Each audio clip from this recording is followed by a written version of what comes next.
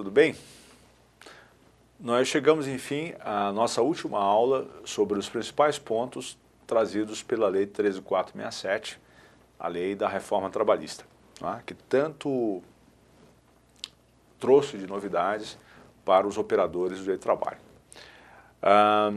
Nessa nossa última aula, nós vamos falar sobre os impactos da reforma em relação ao direito processual do trabalho. Né?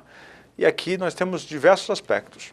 Vamos falar sobre prescrição, a introdução da figura da prescrição intercorrente, vamos falar dos meios alternativos de composição, a referência aqui ao acordo extrajudicial, a possibilidade da arbitragem, as regras sobre prazos processuais, especialmente a novidade tão celebrada pelos advogados, que é a alteração do artigo 775 sobre a contagem dos prazos em dias úteis, né?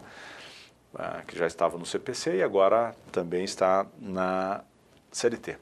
Falaremos sobre as novas regras em relação às custas, a concessão dos benefícios da justiça gratuita, mudaram um pouquinho em relação à pessoa física, honorários periciais, algumas regras um pouco polêmicas em relação aos beneficiários da gratuidade de justiça, honorários advocatícios que rompem com uma tradição de décadas na justiça do trabalho, em que só poderiam ser concedidos honorários aos advogados de sindicatos.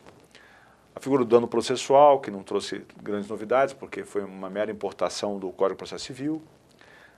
O novo procedimento para exceção de incompetência territorial.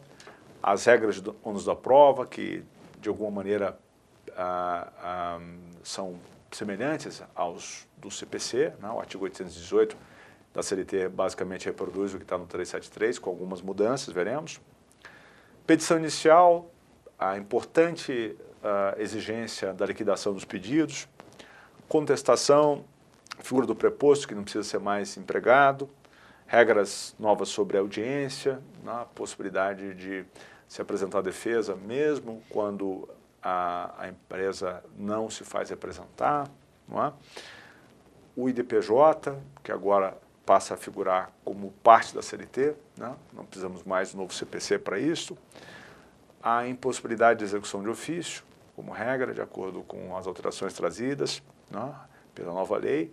E em relação aos recursos, eu diria que a principal novidade, veremos, é aquela concernente à transcendência. Né? Veremos isso. Pois bem, então, como vem, nós temos aí um conjunto bastante abrangente de pontos a serem tocados. Né? Começamos falando sobre prescrição. E aqui eu vou me ater ao que mudou, essencialmente, né? Ao que foi trazido de novo pela lei. No artigo 11, que é o artigo da CLT que trata de prescrição, a primeira mudança foi simplesmente para atualizar o texto. O caput passou a fazer referência a trabalhadores urbanos e rurais, tal como o próprio texto constitucional, com a emenda constitucional 28, passou a fazer no artigo 7º 29.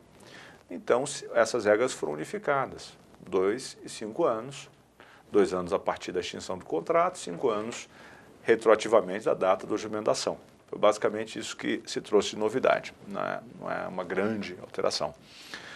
Também foi introduzido aqui o parágrafo 2º, que em certa medida incorporou a diretriz fixada na súmula 294 do TST.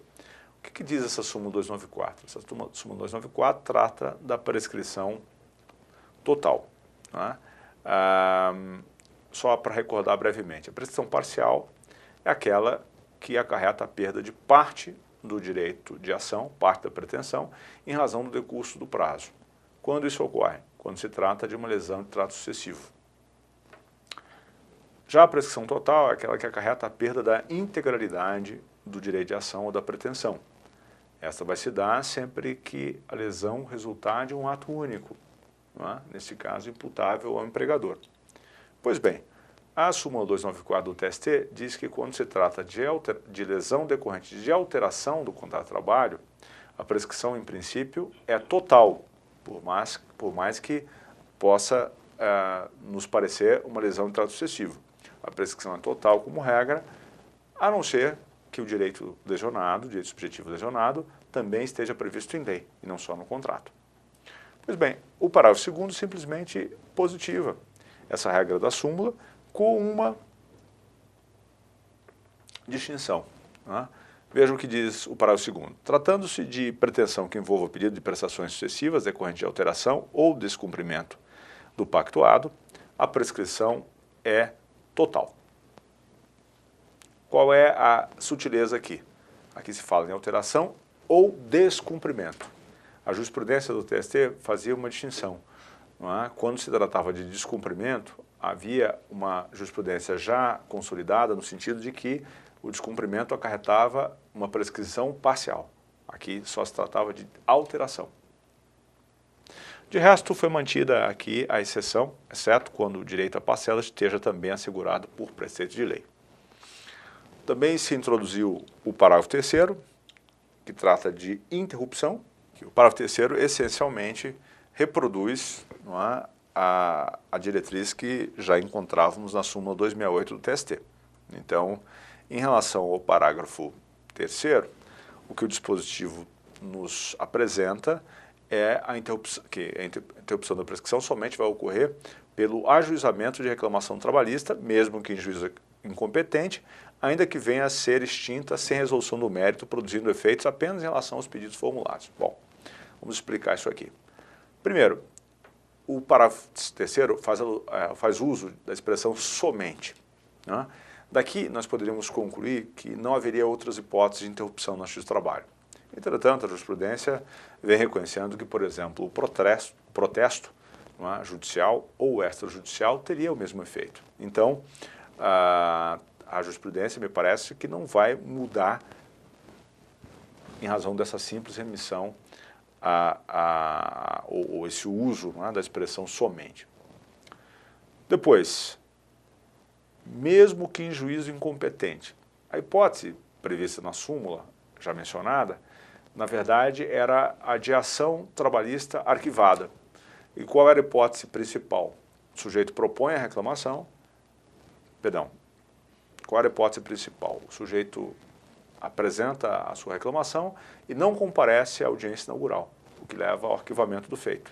Nesse caso, haveria interrupção, mesmo diante dessa extinção do processo sem resolução do mérito. Aqui, nós trazemos uma outra situação, que já estava na jurisprudência, não é? Mas é diversa de todo modo dessa da súmula, que é a situação do juízo incompetente. Então, ainda que seja incompetente, por vista territorial ou funcional, a propositura dessa reclamação acarreta a interrupção. Evidentemente, a súmula já dizia isso e a norma simplesmente referenda isso, o parágrafo 3º, esta interrupção diz respeito unicamente às pretensões já articuladas. Não é? A parte não pode trazer novos pedidos, obviamente. Muito bem. Dessa forma, nós podemos avançar um pouquinho para tratar disso que me parece uma novidade mais relevante quanto à prescrição, que é a introdução da figura da prescrição intercorrente no direito do trabalho e, mais especificamente, na lei. Não é? Havia duas súmulas, uma súmula do TST, a 114, e uma súmula do Supremo, a 327, que estavam em sentido oposto. A súmula 114 dizia que não se aplicava a prescrição intercorrente na justiça do trabalho e a 327 do Supremo dizia exatamente o oposto. De que lado ficou a Lei 13.467? Do lado do Supremo, afirmando categoricamente no artigo 11A que ocorre a prescrição intercorrente no processo de trabalho. Indica o prazo, 2 anos. E quando é que vai começar a fluir? Bom, a prescrição intercorrente aqui no processo de trabalho vai se aplicar unicamente na execução. E de que forma? A fluência do prazo prescricional intercorrente inicia-se quando o exequente deixa de cumprir determinação judicial no curso da execução. Então, o juiz, por exemplo, pede para que a parte indique novos bens para serem objeto de medida construtiva e o exequente não faz isso, não cumpre a determinação. Nesse caso, nós poderemos aplicar a prescrição intercorrente. Um detalhe importante é que essa declaração pode ser feita tanto a pedido quanto de ofício, diferentemente da tese que a jurisprudência vem adotando em relação à prescrição comum. Vou chamar assim. Em relação à prescrição comum, a jurisprudência do Tribunal Superior do Trabalho segue no sentido de que a aplicação de ofício, ofenderia o princípio da proteção e, por isso, não tem tolerado essa possibilidade. No tocante aos meios alternativos de composição, de plano, é preciso ressaltar que a arbitragem nunca foi muito bem-vinda para compor dissídios individuais. A tese aqui era de que a lei de arbitragem, a lei 9.307, só poderia ser utilizada, conforme prevê o seu artigo 1º, para compor direitos patrimoniais disponíveis. E o princípio da indisponibilidade nos levava à conclusão de que os direitos trabalhistas, no plano individual, não seriam objeto de atos de disposição. Por isso, a arbitragem não poderia ser utilizada. A única exceção tolerada pela jurisprudência era a dos dissídios que envolviam organismos internacionais que contavam com imunidade jurisdicional, de acordo com a AUJ 416 da SBDI 1. Pois bem, agora nós temos uma nova exceção trazida pela lei, que é a dos hipersuficientes. Em relação aos trabalhadores hipersuficientes, o artigo 507-A diz expressamente que seria possível firmar uma cláusula compromissória de arbitragem, desde que fosse iniciativa do empregado ou mediante sua concordância expressa. Nesse caso, quem é o portador, ou melhor, quem é o hipersuficiente?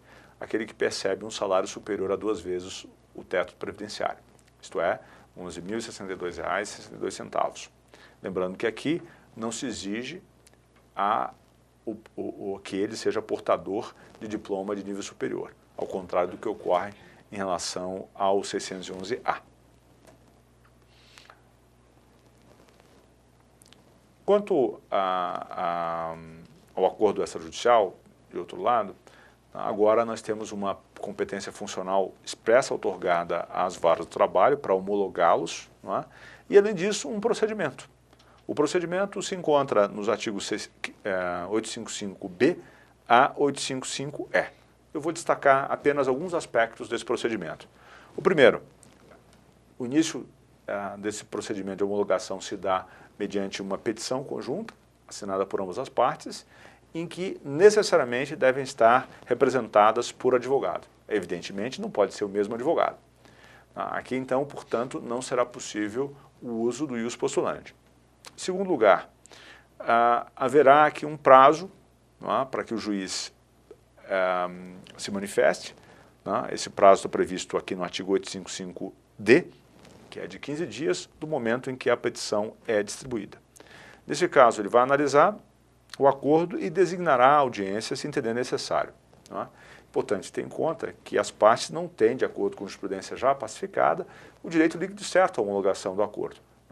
O juiz pode, eventualmente, deixar de homologar por considerar que há aí uma ofensa a uma norma de ordem pública, ou há alguma fraude, ou o trabalhador está sendo lesado em relação a algum direito essencial, por exemplo. Muito bem, e por último, é importante ter em conta que o prazo prescricional será suspenso, e só voltará a fluir do trânsito em julgado da decisão que negar a homologação do acordo. No tocante aos prazos processuais, o artigo 775 foi alterado em diversos aspectos. A principal alteração, e muito comemorada pelos advogados, conforme havia dito, é a contagem, a nova forma de contagem dos prazos, que agora se dará em dias úteis, mantendo-se a ideia de exclusão do dia de começo e inclusão do dia de vencimento, tal como prevê exatamente o novo CPC. Num primeiro momento, o TST, quando editou a IN 39, afastou expressamente a possibilidade de utilização dessa regra do novo CPC. E agora nós temos uma mudança que simplesmente incorporou a diretriz que estava já no CPC. O juiz poderá prorrogar esses prazos quando entender necessário, em virtude de força maior que venha a ser devidamente comprovada. Lembrando que a definição de força maior nós encontramos no artigo 501 da CLT, que diz que seria um acontecimento fortuito, alheio à vontade das partes, para o qual elas não concorreram. Então, isso inclui não só a força maior em sentido estrito, o acontecimento da natureza, o que os americanos chamam de Act of God, como também o caso fortuito, isto é, algum evento que conte com a colaboração humana, da vontade humana. De resto aqui, embora não se tenha incorporado a possibilidade do calendário processual, né, o juiz agora poderá dilatar os prazos e até mesmo alterar a ordem de produção dos meios de prova, para adequá-los, né, às necessidades específicas do conflito, dando maior efetividade, enfim. Muito bem. No tocante às custas, uma mudança que nós temos no artigo 789, eu vou me restringir a esse aspecto por hora, né? O artigo 789, na parte final, agora traz uma limitação, né? 4 vezes o limite máximo dos benefícios do regime geral da Previdência, isso é, 4 vezes o teto previdenciário. Mais uma vez aqui, uma remissão ao teto previdenciário, né?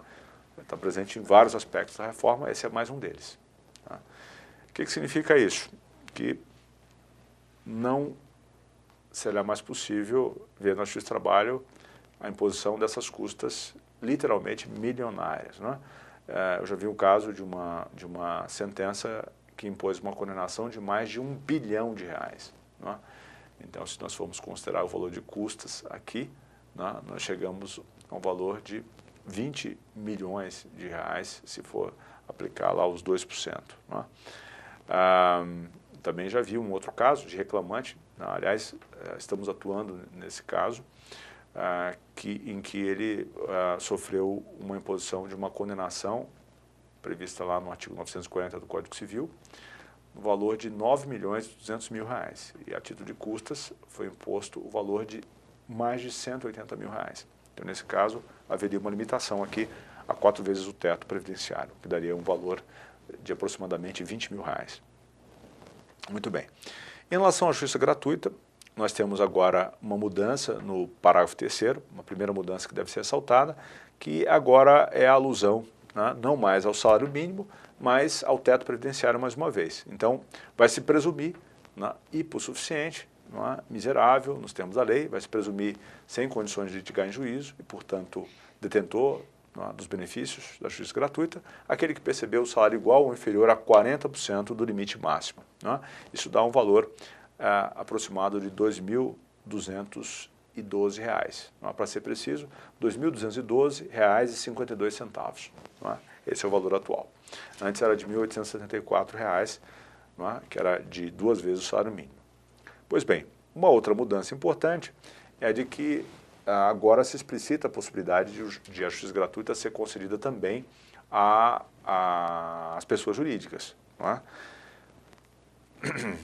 E aqui a jurisprudência fazia uma distinção, quando se tratava de pessoa física, reclamante, na verdade, né? Na verdade, a jurisprudência falava em reclamante e reclamado.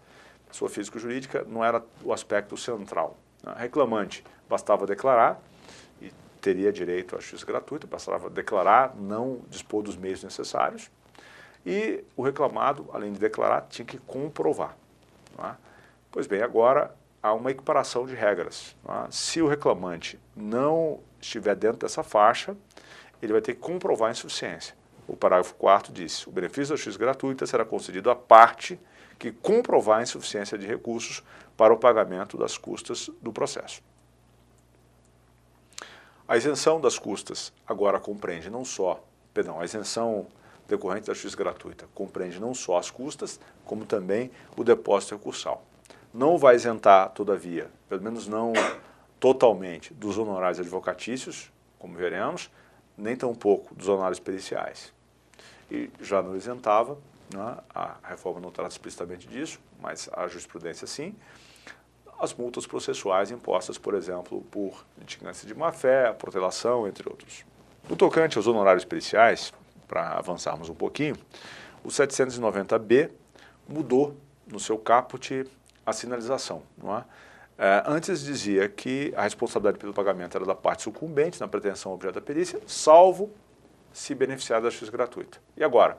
E agora, na parte final, diz que a responsabilidade é da parte sucumbente, ainda que beneficiar da justiça gratuita. Isso significa dizer, portanto, que a justiça gratuita não vai isentar dos honorários periciais. Claro que, nesse caso, haverá um detalhe importante, que é a possibilidade de haver uma espécie de compensação entre os créditos obtidos naquele ou em algum outro processo e o valor devido a título de honorários, não é? Neste caso, apenas se não houver créditos suficientes é que a União responderia. É preciso destacar que este ponto está sendo objeto de discussão no Supremo.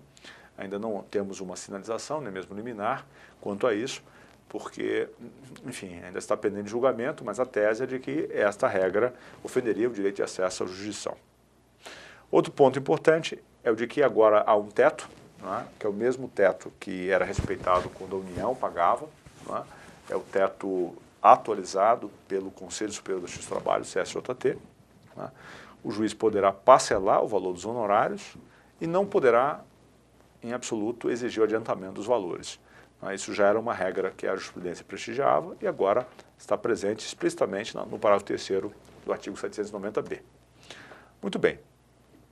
No tocante aos honorários advocatícios, eu já havia antecipado isso, nós estamos diante de uma revolução, de uma mudança sem precedentes. A lei que tratava do assunto, a Lei 5584, de 1970, dizia que apenas o portador dos benefícios da justiça gratuita e que fosse assistido pelo sindicato é que poderia ter direito aos honorários. Então não havia propriamente honorários de sucumbência na justiça do trabalho. Os honorários eram aqueles devidos aos sindicatos, em última análise. Não é? Agora não, agora nós temos honorários de sucumbência na justiça do trabalho, está no artigo 791-A.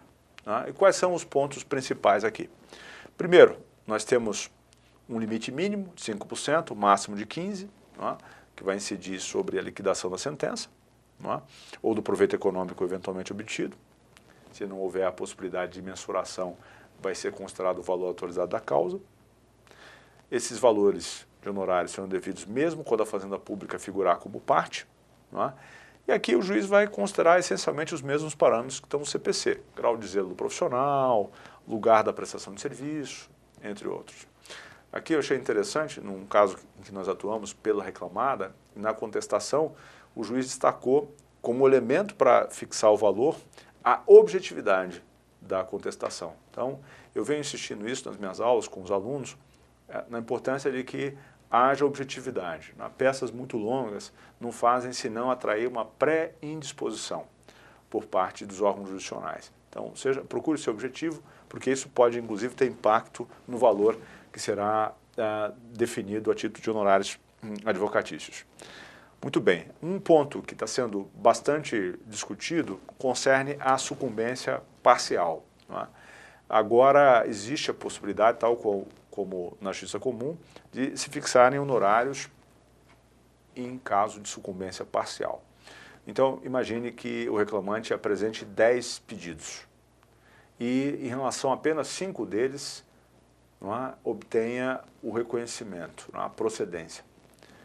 Nos demais 5, os pedidos são julgados improcedentes. Pois bem, nesse caso, ele ganha honorários de sucumbência quanto aos 5 pedidos, em que teve ganho de causa, e tem que pagar honorários ao reclamado em relação aos demais 5 pedidos que foram julgados improcedentes.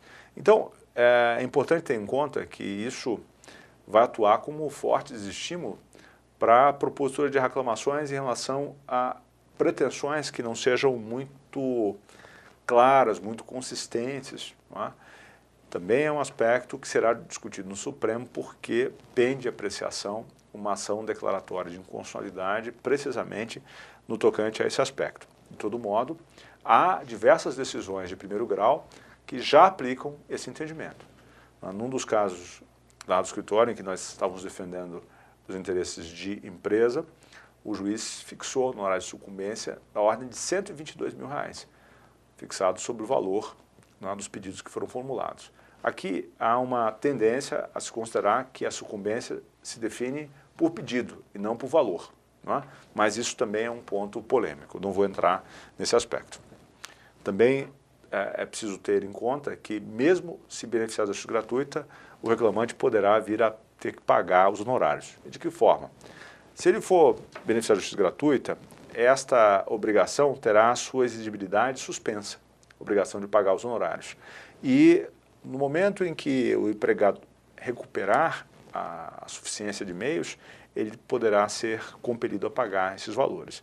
Se isto ocorrer, naturalmente, nos 2 anos subsequentes ao trânsito julgado da decisão que reconhecer esses honorários.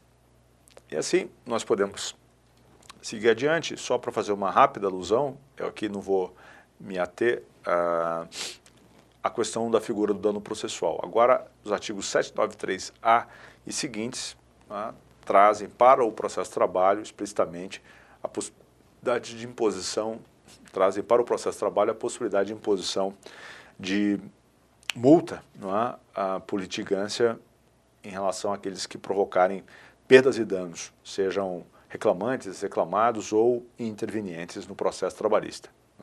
Aqui o 793B indica quais são as condutas suscetíveis de configurarem essa litigância de má-fé, como é o caso, por exemplo, de alterar a verdade dos fatos, provocar incidentes manifestamente infundados, ou fazer uso do processo para conseguir um objetivo que seja ilegal. Em todos esses casos haverá a possibilidade de impor esta multa, que vai gerar entre 1 a 10% do valor corrigido da causa.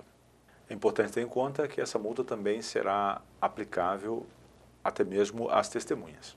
Um outro aspecto que sofreu uma alteração expressiva foi o concernente à exceção de incompetência territorial. Como nós sabemos, nós estamos diante de uma incompetência relativa, por isso pode ser prorrogada, não sendo provocada pela parte interessada. Pois bem, o artigo 800 da CLT agora traz um procedimento razoavelmente detalhado do modo como deve se dar a provocação desta exceção.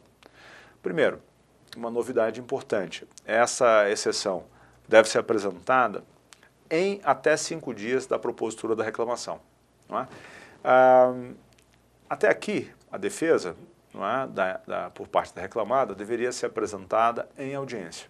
Na audiência inaugural, como se sabe, se apresentava a defesa, que poderia ser inclusive deduzida verbalmente, e nesta ocasião, eventualmente, se provocava a exceção de incompetência. Agora, não. Agora, se houver uma exceção, a parte reclamada tem até 5 dias contados da data da sua notificação para provocá-la. Nesse caso, se ela resolver apresentar a contestação, deve indicar na peça que lá há uma exceção de incompetência, deve estar sinalizado claramente. É possível que no PJE haja uma eventual indicação explícita, possibilidade de indicação explícita por meio do sistema de que há essa exceção. Depois da apresentação dessa exceção, o processo será suspenso. É uma suspensão imprópria, é verdade, mas isso levará à impossibilidade de realização de audiência de julgamento nesse período. O juiz receberá os autos, conclusos imediatamente, e aí procederá à intimação do reclamante e eventuais litisconsortes, que terão o prazo também de 5 dias para se manifestar. Se o juiz entender que é o caso, realizará ou designará uma audiência para eventual oitiva de testemunhas, realização ou produção de alguma prova oral.